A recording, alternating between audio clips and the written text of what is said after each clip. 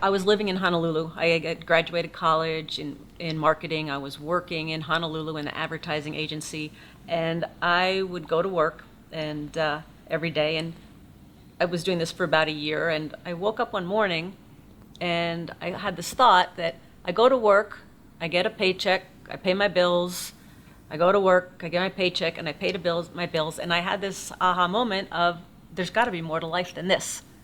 And so that was kind of the inspiration that where I started searching. And it was a few months later where I met Robert.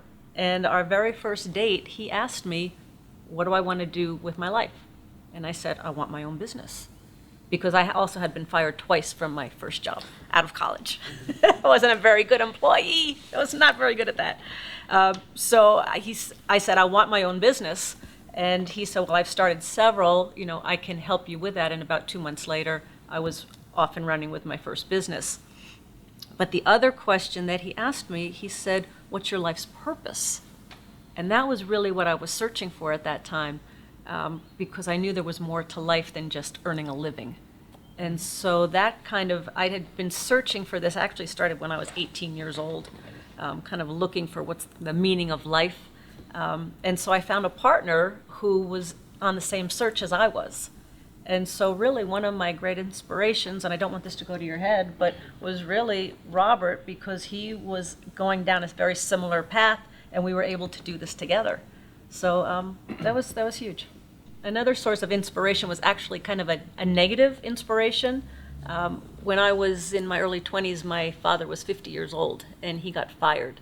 He was in the executive wing of this company, and he got fired at 50. And I realized how I got so angry and so furious at this person who fired him and at this company, because he'd worked so hard and he was really a good man and honest man and hardworking man, that it was at that moment too I decided, and I was early 20s, that I was never going to have that happen to me. And I was never going to let somebody else control my financial life. And I was never going to work for somebody and have to do what somebody else told me what to do with my life.